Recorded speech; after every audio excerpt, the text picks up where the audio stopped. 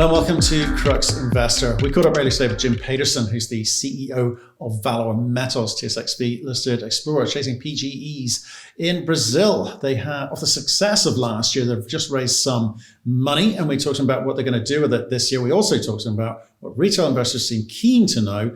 What are they doing with their uranium asset up in Canada? So if you want our thoughts on that conversation and the company itself, you can find that at cruxinvestor.com/club, where you can also find detailed company reports and analysis. There's commentary from experts from around the world on a variety of companies and commodities.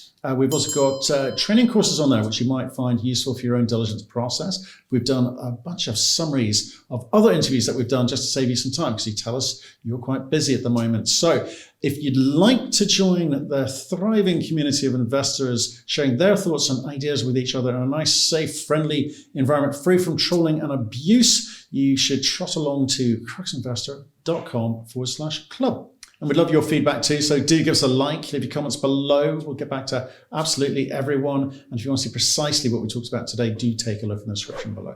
Jim, how you doing? Hey, how are you? Not Great to see you again. I know, long time. Since the middle of November, so much has happened.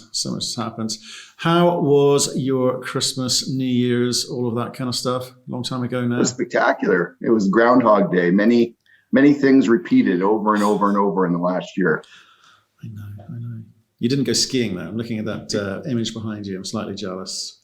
No, actually, that looks like Europe, so I'm not so jealous. I think I've been there. That's the old Matterhorn, right? That is Zermatt, and I haven't been in a while, but I want to get back. Good man. Hey, well, we thought we'd catch up because it's been a while. A few things have happened. You raised a bit of money. You're kind of talking to the market about what your plans are. But why don't we kick off? Give us that 1 minute overview of the total business, and then I'll pick up with some of the more recent events. Sure. So ValOre trades on the venture exchange, roughly a $36 million market cap. We just put about 8.3 through a financing. We have over 5 million in the treasury for exploration in 2021, should the board approve all of that, and subject to good results and all that good stuff. But we're funded, and we have a project in Brazil called Pedra Branca.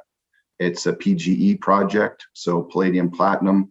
It's in Ceará State, a large land block there with a 1 million ounce resource to start. And all of the zones, the 5 zones that make up that resource, 2 of them are quite open for expansion. And that is, sort of a large district, about 50 kilometers of strike. So lots of room for discovery, exploration, resource expansion. We did a bunch of that last year, which hopefully we can talk about. And then we're ready to rumble in 2021 with a fully formed exploration team in Brazil, well-funded, and we've got all of our processes nailed down now and our exploration methodology, and we're ready to execute. Brilliant. Okay. Well, the reason we wanted to catch up was because we saw that you went out to raise 3.6, you raised 8.3, clearly a lot of interest, which is good news. And we did catch up at the end of last year in the middle of November. So I guess we heard about most of what happened last year, but perhaps why don't you give us a run through what you think the important things are that happened in 2020 to set you up for 2021? Okay. Well, I'll just go straight to this image then, because why mess around? So what this is on the left-hand side, this is a little inset. This shows the blue area right here shows the area that was part of the resource, or is the Trapia 1 portion of the resource. And then this sort of pinkish area is a geophysical anomaly. So we are thinking that this is a magnetic structure and one that needs to be drilled. This D to D prime is an area that is shown through as a section right here. And just to give you an idea, that's about 200 meters, this arrow. The green area is the ultramafic unit, represented with this excellent cartoon. And then these are drill holes that you're looking at. So this was a historic drill hole. And what we thought is that we could add to the resource by testing this. So we did. We drilled a target here at surface. This is drill hole 10. And you can see that we drilled over 50 meters of north of a gram from surface, or, like under half a meter from surface.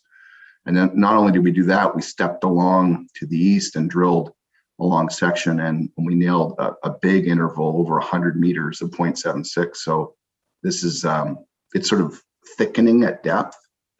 But what this did was, obviously, when you're looking at a project, you want near surface mineralization. So this particular hole, I think, was a real success. And this is very encouraging because it's thickening at depth. And then if we just step down one to the south, so looking at this inset, you see this section, we'll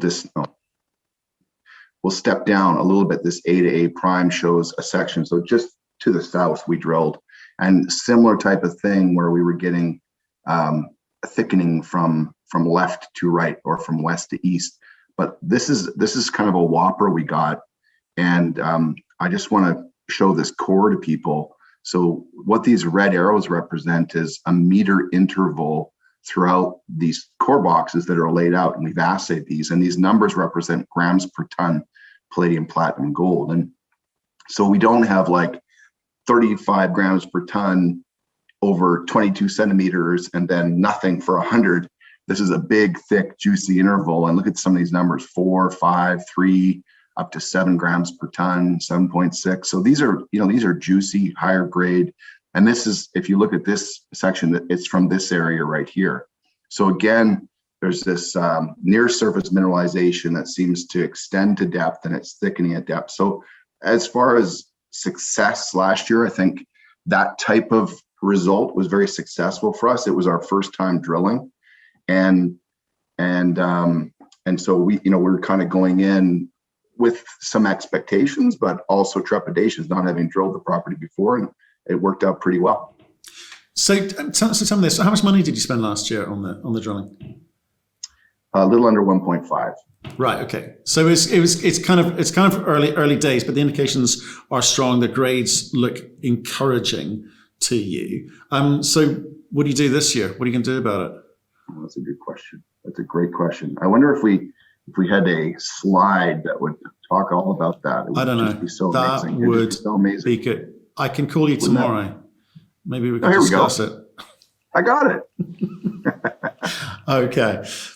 I saw this in the deck, right? So talk me through. Yes, it's good. So this last year we kind of had the strategy where we would drill these targets, and our goal was expanding the resource in known areas, and then we would test targets that had been drilled and didn't have the density of drilling, and we would call those sort of target advancement, and then the new discovery, like for example C4.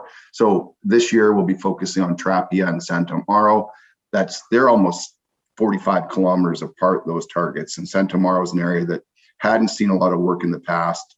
Our team has gotten a really good geological handle on that now, and we had success drilling in 2020. We'll be looking to amp that up. And then Trapia, I just showed you that image, Trapia 1, and there are actually 2 other targets that form the Trapia resource. So we'll be doing a resource expansion and then discovery drilling around those 2 target areas, which are quite distinct and separate.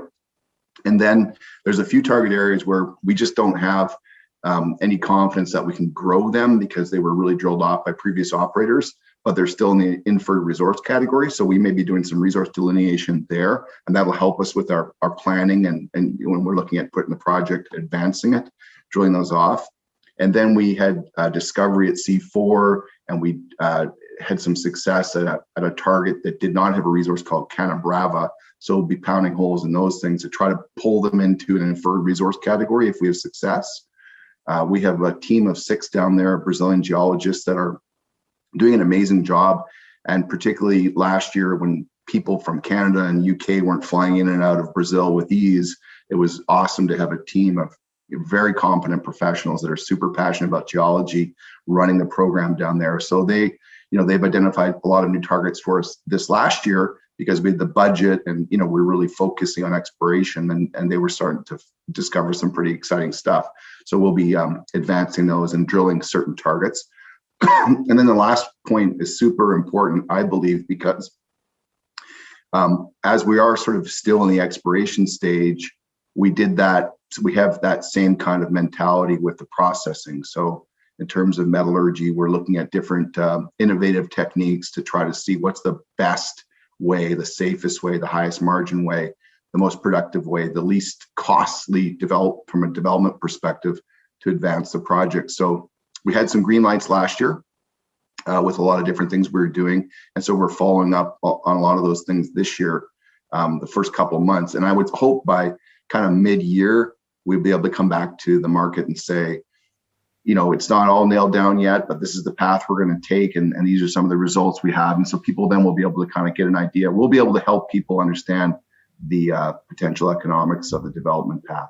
So like Jangada spent about $35 million on this thing before you got your hands on it, right? So how much of that data was sort of intelligently spent, stuff that you can use to inform what you're telling me is the way that you're going to approach it? Because a lot of companies would go, determine the safest, highest margin, most productive project. I mean, but what does that mean for you based on the data which you've either bought or inherited?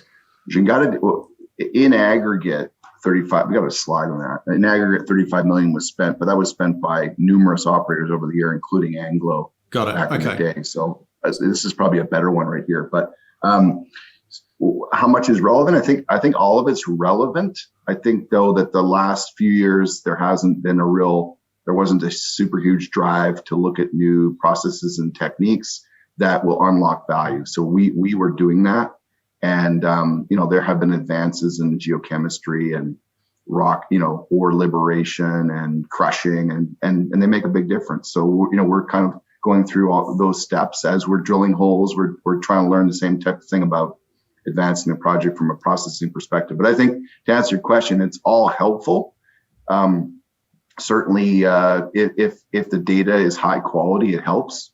And I think what we did is, took some of that really high quality data, just organized it differently. And then we used it to go out and test in the field. So not only are we using new techniques, but we're kind of going old school too, which is spend a lot of, lots of boots on the ground and taking a lot of samples. It is a very highly mineralized area. It's got scale over, 50K strike. And there's been a lot of really good work in the past. I don't think for the last few years, anyone really focused on the kind of exploration that Discovery Group is famous for. And so we're kind of bringing a lot of that mentality to the project, and we're finding upside. But talk to me about it, because you use that phrase a lot in the PowerPoint and your communication, which is high value, large scale. And it's like, how do you get to the point where you can quickly, on a tight budget, identify the scale, whether or not it is going to be high value, economic? What's that path look like? I mean, like you say, you're part of Discovery Group. You've had numerous successes before. You've got 9 companies in the stable, some of them doing exceptionally well. But is there a kind of cookie cutter approach to how you go about creating the cliche, shareholder value? I think that the common element, it isn't cookie cutter, but I think the common element is just like maniacal focus on wringing value out of every piece of data you get. And so when I look at the guys that are working for our team, they can't sleep because they're thinking about how they can improve things, or are they missing something, and how they can add value. And that's happened many times in the history of the group for sure. And it's definitely happening with the team at ValOre. We're all in that same boat. I think though, you got to have a full process lined up. So, there's a typical kind of life cycle and exploration where you have soil sampling, geophysics, rock sampling, drilling. And, we're adding an additional step in here. We're using this old school thing called Trado, which is basically a mobile rig, which can get down about 10 meters. So, we're seeing soil anomalies on some pretty large scale. And then there's a step in between the soil geochem and drilling, and it really improves our productivity tremendously to be able to go in there, soil sampling. If the thing runs, if it's hot, we can get this Trado in and bang some little holes in there and see if this actually has some scale to it or depth to it. And if it does, then we'll be able to go in and drill. So this is the first year where we've had kind of all cylinders rocking and firing, and we'll have the capital to have not only a phase 1, but subject to success, almost double the size of the drill program last year. So I think we're going to add a ton of value this year. And then in tandem, all the stuff I'm talking about, I guess we use these cliche terms in our decks just because, they're common words that we're trying to communicate to the public with. But the reality is that's exactly what we're trying to do. We're trying to say what's the way where we can have this thing where nobody's worried about the efficacy of the project or the safety of the project, and it's the lowest capital cost possible, and it'll have the lowest operating costs and consume the least amount of water and power and kick out as much margin as possible. So that's what our team is working on. And, I think we're making huge headway. So it's exciting for me to work on that type of stuff, because obviously we think this thing has huge exploration potential, but it's got to be commercial. Yeah, and I guess the PGE market at the moment is helping with prices and so forth. But what fascinates me there about what you said was you getting that mixture of old school, trod out, and you got the new stuff coming through, new ways of interpreting data and new ways of dealing with the ore. I think you've got pictures of the Liberator in there, in terms of the way that you access the minerals. So this is so funny. So we sent 6 samples over to Hamburg, and these guys are amazing.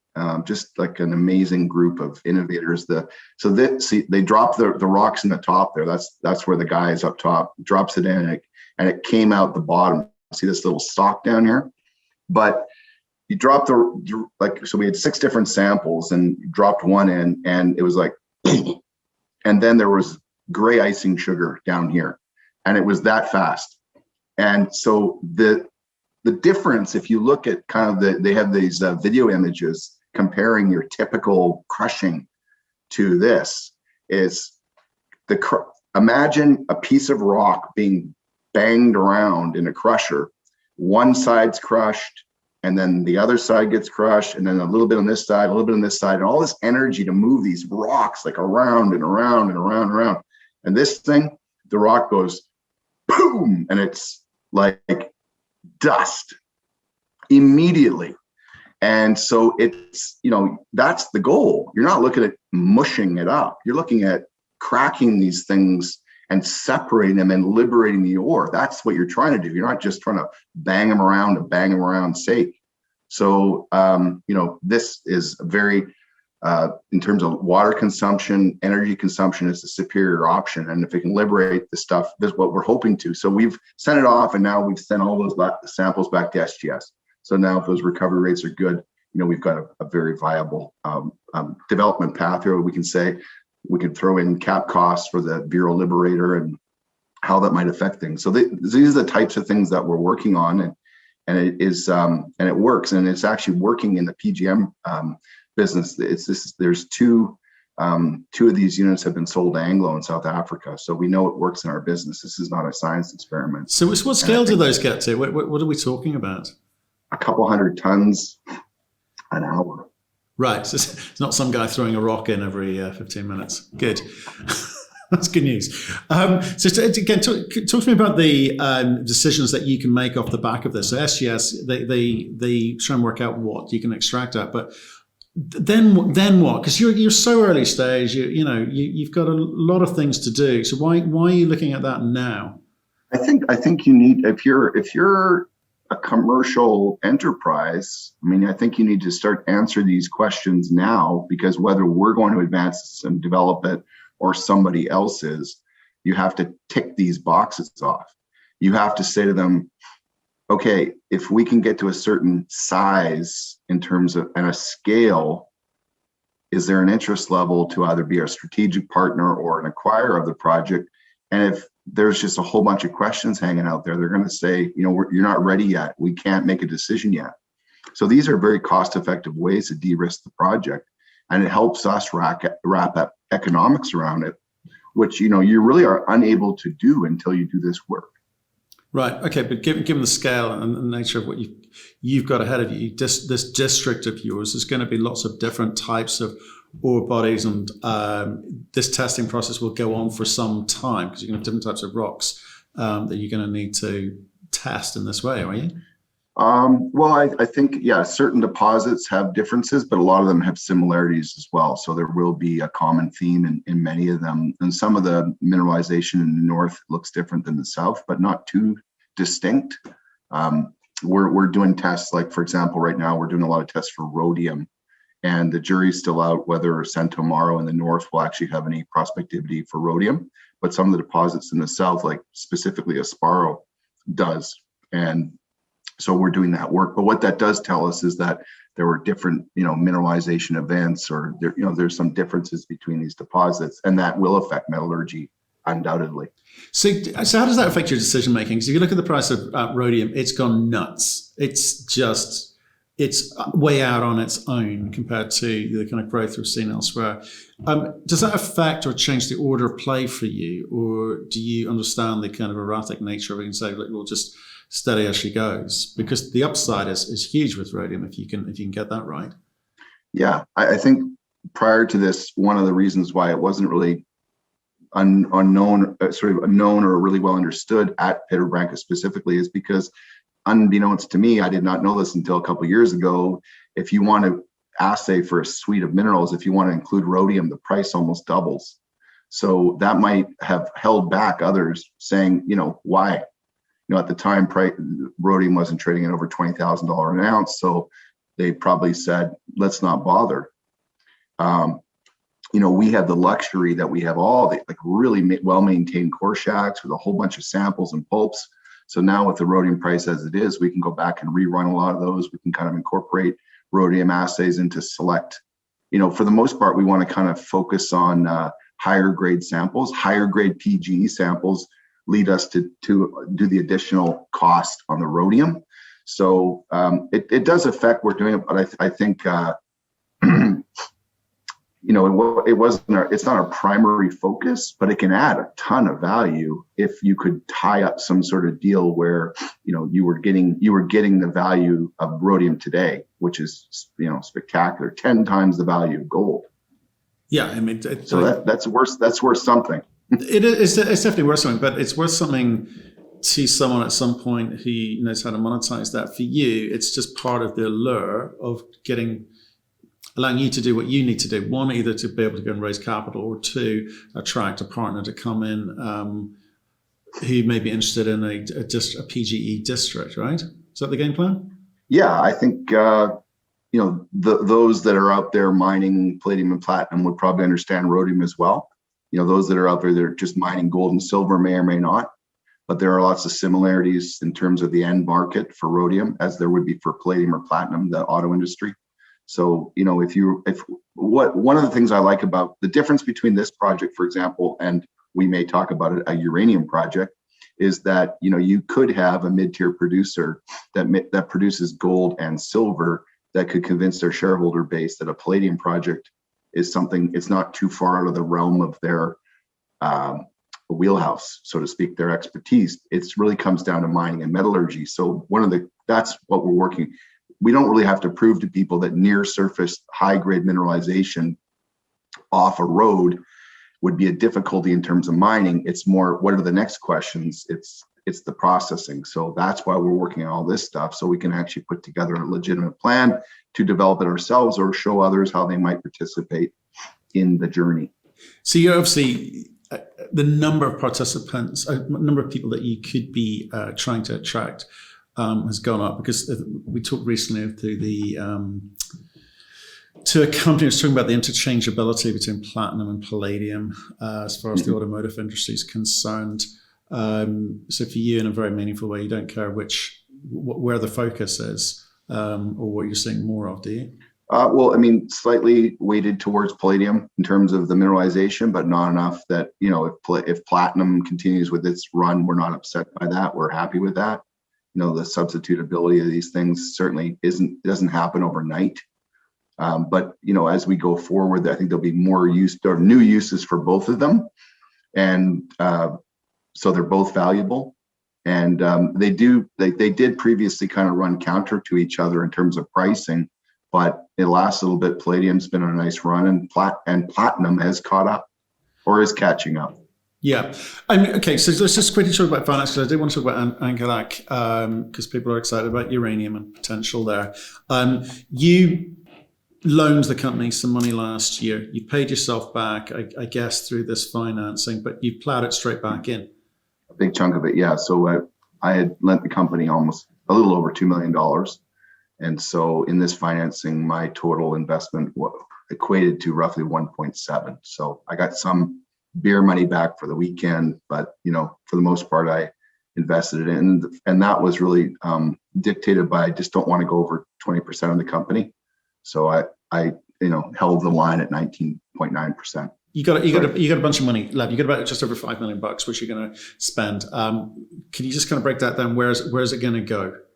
Well, last year for about 6,300, let's say 6,000 meters, it was about $1.5 million for that. So I would think that the focus would be another, subject to board approval, and we're just waiting for a couple different things to come through before we make an announcement of the actual meters. But the goal would be to drill at least the same amount as we did last year, which is over 6,000 meters. But that would kind of be a phase one, and then we'd have the capital subject to success and understanding where we were getting the most bang for our buck in the drilling. We could double that again and have a similar program, and that's to finish out this year. So we'd have enough capital to do that. Right. Okay. And we're going to start seeing that happening when? What's your timing and all this? Once we get it nailed down with the drilling contractor, and which will more than likely be prior to the end of March. Okay, so pretty soon. Within the next couple of weeks, we'll be rocking. Now, in addition to that, there's always the specter of COVID, and I just want to be clear. Like last year, we had the same specter. And that was the big reason why I lent the company money, because I was so worried about it. But mining is an essential service in Brazil. They're ramping up some of the panic, and so that will affect logistics and planning and travel and so forth. But from the mining industry, from last year anyways, that was classed as an essential service. So we were able to go in and out of Capital Mor and operate totally safely. And so we built trust in the community there. And we have a great relationship with the drilling contractor, and all of our employees were safe. So, I think we feel comfortable going after it again this year, subject to, no big changes from a regulatory perspective in Brazil. Jim, I mean, talk to me about, when you kind of start getting into the sort of study phase, because again, we appreciate the model that you're employing here, but what's the sort of timing for people who can start understanding when you start spending money on the scoping studies, start understanding the economics, that sort of thing? Yeah, that's exactly what we're attempting to do with all this sort of follow-on studying, the VeRoLiberator, the Platsol, the cyanide leach, all these different things. That's sort of based upon the samples we have currently in the lab at SGS. The next couple of months, we'll be running them through a battery of tests. And I think when we come out of that, we'll be able to say, okay, these are the superior options. And then we'll be able to lay out a path there. And that will help us understand economics, development timeline, difficulty in permitting, power consumption, all these different things that play into that, whatever choice you make. But I would think by the first half of the year, we'll be able to lay that out for people. Of course, I think at this stage, the reason why we're focused on areas like Asparo or others is because they're near surface, almost 400,000 ounce deposits that are significantly high enough grade. And in terms of potential mining, they don't seem like they'd be a big challenge. So if we could wrap a development strategy around something like Asparo, it would be my hope that would actually show that would be the great starting point to a high margin producer that could then take advantage of all the other mineralization property wide to kind of have this much longer term district mining opportunity.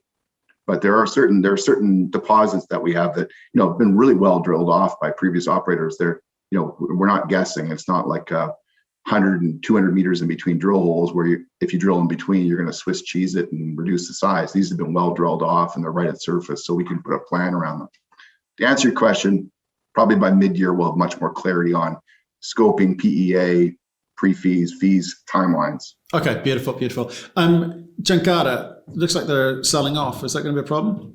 It hasn't been a problem. I mean, we didn't have to pay them cash. We gave them some stock, a big chunk of stock. And they've been super patient, and they have two directors on our board. Luis Azevedo has been a huge help to us, but right now they're trying to advance their project, which is in the south of our project in Brazil, and they wanted a little bit of cash for exploration. So we've been able to find a home for their shares with big supporters from our group. So, if they wanted to sell it all at once, I'd probably have some heartburn, but they've been super patient, and we've got guys that like it. So they've been sucking it up. Right. Okay. So that works for both sides. Fine. Let's talk about Angilak because people are getting excited in the market, getting excited about uranium, as they have done for every year for the last 4 years. But I think now the momentum's starting to pick up in terms of supply demand component. we've seen a lot of supply drop out of the marketplace. So people, not only investors but companies, looking for uranium projects. You've got one. Have you been approached? Yeah, let me just, I just want to show people that, because the answer is yes. We're getting quite a bit of interest. And just out of curiosity, just so you know this, like when we do a video and we talk about our uranium project, we have a bunch on our website of all the different project areas. And we just did an update recently. Thousands of people are watching this video. And then we'll have other videos where like 10 people watch it. So they don't even care even a little bit about some of the other stuff, but uranium is obviously really of interest. So a lot of people don't know about us because we really stopped working to a great extent on this project almost 7 years ago. The price of uranium was not helping us. But we've got close to 50,000 hectares in northern Canada. This represents a basin, a sub-basin. And these are basins just like the Athabasca Basin is, but they're just a bit smaller. They're sub-basins to the Athabasca. We've spent over $55 million on this project, and we've had 3 resource estimates. So when we drill it, we go in the next year, we find a new zone, add that. We've done that 3 times now. We've done metallurgy. We get nice recovery rates and what they call a low impurity yellowcake product. So a very attractive yellowcake product for potential buyers down the road. And then this is just what I like. I mean, so the 43 million pounds lives in the 2 big stars, and all the little red stars here, these aren't just like dudes walking around picking up rocks. These are drilled. We've drilled them and we've hit uranium mineralization in structures that look like the structures that host the 43 million pound resource. So all of these little things you see, these have all been drilled by us, not someone else. And we've hit uranium mineralization in all these. So what we think that the upside is on this side of the property, on the west side, we've got literally a mirror image of what is over here on this eastern side. So we're excited. But the fact is, spot price is still, for everyone's benefit, $27 a pound. And its low was 20. Its high was over $100, and it was 70 a few years ago. So, we're ready there. We have the asset. We've invested heavily. We'll be doing some work this year on the desktop front because we really think, compared to all our peers, we've done a lot of work. We have a lot of value. We're significantly undervalued. If they're getting value, we can probably put some effort into it and showing our value as well. And we are getting approached by different groups, but really, I'm not going to sell it to some dudes who are going to put it on ice. I can put it on ice just fine myself. So if they've got a really good team and a great reputation and an ability to raise big money, and they want to take this thing and really rock with it, I'll talk to them, because that is something that we're not going to do this summer. But we have the ability to do it in the future if the price moves back. You spent $55 million on it. Canadian dollars on that, so it's not okay. Not real money, sure, but what that's still a lot of money, right? So where'd that go? You're drilling, I'm guessing, but where'd the value go? Just crushed by the uranium market? Yeah, it was crazy. And then in 2018, we were doing, as a group, we're doing all these other deals, and I was just like, why am I waiting for the spot price to come around when our group has the potential to go out and make acquisitions of projects that are, haven't had the TLC from the exploration front. They've had a lot of money invested in them for access, infrastructure, data. And that's why we came up with this Pedro Branca acquisition. We renamed the company and rolled it back, but we retained these claims because we'd spent so much money and we have great relationships in the north, a lot of experience in the north. That's really where our group initially started out working, was Nunavut Territory and Northwest Territories, Yukon. So Nunavut, do you think you're going to get the kind of reception that you're going to want from, First Nations up there? Yeah, we have a partnership with NTI, Nunavut Tunngavik Inc., which is the Inuit-owned. Effectively, there are roughly 35,000 people that live in that territory, and they have a company, a corporation that is tasked with stewarding the value of their resources. So this company is one of the largest landholders in all of North America, and their land holdings were chosen specifically based on resource extraction potential, from oil and gas to diamonds and uranium. And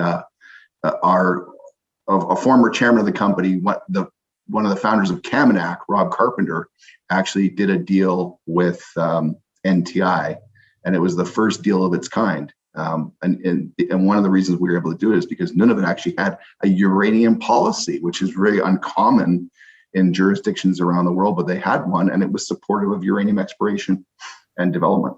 So it's going to be a while before you do anything with that, because you've got to recoup a ton of money out of the gate. Do I? Yeah, you do. Well, I mean, like, I think, what we need to do is look at the best path that we have in front of us. So is waiting forever the best path just because we don't get a bid that is the same as we've spent? I mean, we have to kind of look back and say there are certain opportunities, if partnered with the right people, maybe they can add a lot more value if they're focused on it. And I think right now our team is not focused on the uranium project. You have to, I think in my mind, if you want value, your team has to be completely focused on something and advancing it, racing forward. You can't do it half-assed. So if there's a group that is interested in talking, and I look at, I think I'm experienced enough to discern whether they're a group that would do a better job there. There's a lot of things that, would be important to recognize. But given the grades you're seeing in this, the Angilak basin compared to, say, like, over Athabasca Basin proper, it's a much more modest grade. So does that put you at the back of the queue? No, because the pitch blend, or the form of mineralization that we see, is up to 30% in some areas, but they're like these little micro fractures, these little veinlets that are running. So there is the opportunity for much higher grade, like within those intervals that we've had. That was the average grade after, drilling almost 80,000 meters in all these different holes. So, it's not, the more you drill, typically, the more realistic your numbers become. You drill one hole into a zone, you might get some pretty high grade numbers, but try drilling 200 or 300, over time that average comes down. So, but one of the things that's really important about that project is the mineralization is at or near surface. So, you're looking at Cigar Lake or MacArthur River. These are engineering marvels, and really a company like ours doesn't want an engineering marvel. We want simplicity, near surface. And what we didn't find in all of our years there, but I think we could find it now with some new innovations, is you've got these structures, and we can see these structures quite easily with geophysics. Most of them tend to run, they're mineralized, but what we need is a blowout or a cross-cutting structure where you've got high-grade mineralization of a scale enough that it would be open pit to start, because you need to be able to pay back your mill and your roads and all of your nut before you start a project. So then, if that was the case, then we literally would have multi-generational mining. You could be underground mining where you already got all of your infrastructure built. Right. So we're not there yet. You're not there yet. You're no rush. No. You got to find the right team partner with access to capital and the track record, get it, or you could bring your own team in and spin it out and put it in the discovery group. Lots of options on the table, right? It's a world full of options. World full of options. Okay, well, cool. Jim, awesome to catch up with you. Busy as ever. Well done last year. Keep it going. Stay in touch. Thanks, Matt, so much. Great to see you again. It's been too long.